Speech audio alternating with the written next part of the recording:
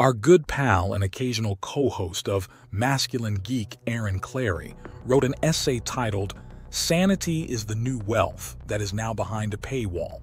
His argument: being sane and acknowledging reality will give a person the same benefits as traditional wealth does. Recently, I've come to realize that a similar truth can be said about authenticity.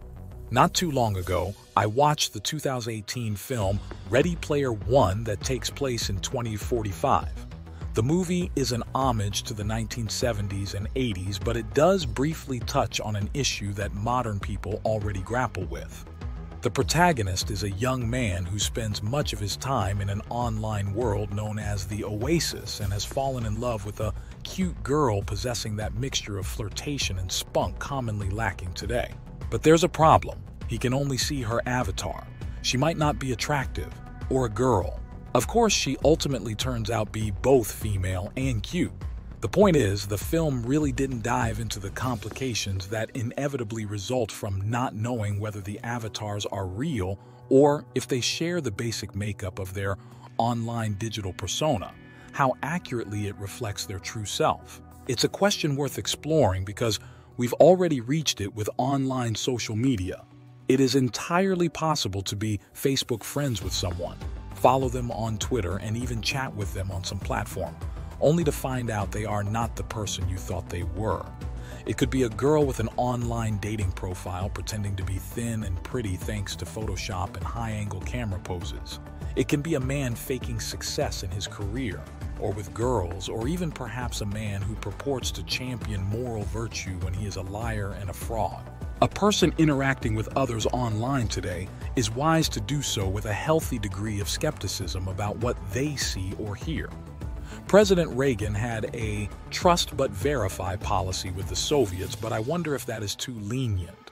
Inasmuch as doubting Thomas went down in history for refusing to believe a miracle until he saw the physical proof with his own eyes, it's a prudent approach to take when an online acquaintance in some way tries to get involved in your life. Often enough, the risks are just not worth opening yourself up to the sheer dysfunction or mentally deranged behavior that could follow.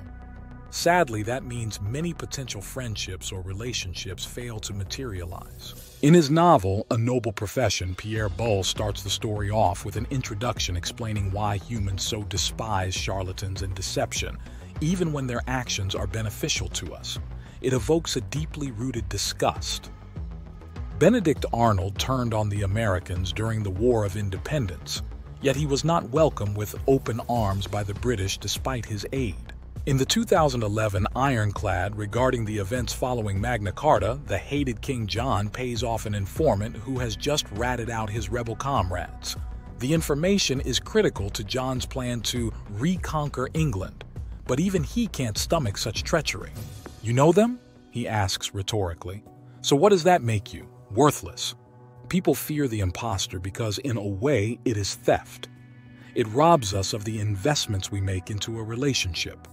The greater the investment, the more of a betrayal it is when the discovery is made, and the harder it is for you to acknowledge the truth. It creates internal conflict and confusion because you have mentally and psychologically invested into a person who does not truly exist, whereas you struggle as to what to do with emotions directed at that person such as love, loyalty, concern, respect, admiration. On the other hand, your feelings of anger and horror become problematic. There is also the manipulation. The imposter has built up goodwill with you so that when their mask is removed, you still see someone they are not. It is normal to feel betrayed when a friend or acquaintance turns on you, but what if it turns out they never were your friend from the beginning? And how do you process the loss of a relationship that never actually existed? It is a similar experience to having someone die, yet we want to resist thoughts associated with that because that is how we regard a real person. Further establishing the validity of a false persona can take you on a perilous psychological journey that ultimately has you inventing more and more to support the delusion. In the 1955 film Blood Alley, John Wayne plays a sailor who has been imprisoned by the communists in China for 2 years. To cope with the stress, he creates an imaginary woman to talk to named Baby. a composite of all his girlfriends. Maintaining imaginary relationships are for children and people suffering from mental trauma. Discovering an imposter's true identity creates turmoil within a person's soul because they don't know how they are supposed to feel, whether the emotions they experienced and continue to feel are legitimate. It leads to an existential crisis. What else in their life is also false? And to restore one's psychological health, they must accept that they were duped. It is a humbling choice that merely adds to insult to injury. Whether people realize it consciously or not, this is the cause of their reluctance to engage with others, whether it be online or in a low-trust environment. It is why we abhor the charlatan and imposter. They destabilize any community. They enter and tear at the social fabric that binds individuals into a cohesive, collective entity. One wonders if the hyper-individualism and historically high levels of loneliness and isolation in the modern West is the product of rampant fraud in all aspects of our lives. How do we respond? This is where authenticity comes in. Authenticity allows others to confirm you are who you say you are. It does not mean you have to use your real name or face, though that certainly helps. It is not some explicit proclamation you make. You can't be your own witness. People see how authentic you are by your actions, how you allow people online to see things about you or sides of you that aren't always flattering, or how you respond to others.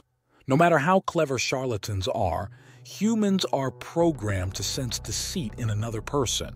It's a gut feeling we experience but are often told to suppress for various reasons. Thankfully, deceitful people can't hide their true identity forever, while a person who exudes authenticity and builds a reputation as such will develop credibility that will aid them as they build relationships. It means when they reach out to other good-willed people, they have already done the legwork to convince them they are the real deal. They will be able to get a hold of someone whose experience has taught them to be wary of anyone who approaches them online. They'll know when person A contacts them. They have the certainty who they are communicating with. Why is this important? For most of the population, more and more of life will be spent online. However, the rise of digital avatars and other innovations means it will become more and more difficult to determine real from false people. Also, the behavior of real people right now is actively undermining the natural trust that many people in my generation had when they joined the internet. Even if you are like me and dislike the internet and use it out of necessity, pretending that technological advances haven't occurred is foolish. With all its curses, the internet still provides you with the greatest exposure to like-minded individuals than anything prior.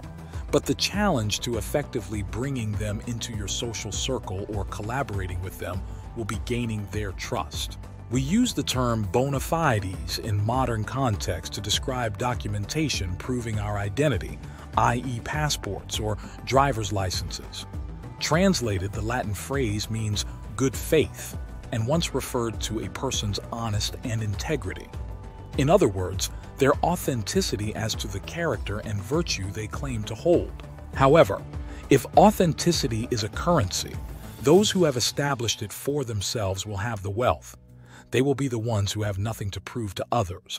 That puts them in a position of control and therefore power.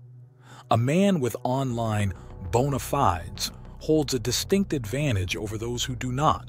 People will be more likely and willing to work, meet, befriend, collaborate, or support them than someone who has yet to prove themselves in that sense. That person who otherwise would not reach out to you to help or provide support will. That person who would have never responded to your message will. That person who would be unwilling to meet someone in real life they met online will. That person who has lived a lone wolf life and never pooled resources with others because they can't find anyone to trust will. That person who never gives loyalty to anyone when times get tough or an issue cloudy because they can't determine what is true or not will. What's more, a person who has demonstrated authenticity can use that to vouch for others they are willing to trust. Again, that is a form of currency. They are also in a position to demand authenticity from anyone who seeks their help. It is a way of protecting that currency from theft. Those who have the bona fides can insist on the same from anyone else. Naturally, we should not strive for authenticity in the hopes of using it like money for materialistic pursuits. That would defeat the very purpose of genuineness. Nevertheless, the social utility of being genuine demonstrates why it is virtuous to give an accurate and honest presentation, just as the eventual cost of deceit to the charlatan proves its immorality. Those who choose the right path will enjoy the sense of community and comradeship that allows you to enjoy the decline by removing much of the hardship and pain others will endure. Honesty does not always bring rewards the way we would like, but it is a currency one can use to purchase the opportunities for meaningful relationships that only authenticity can buy.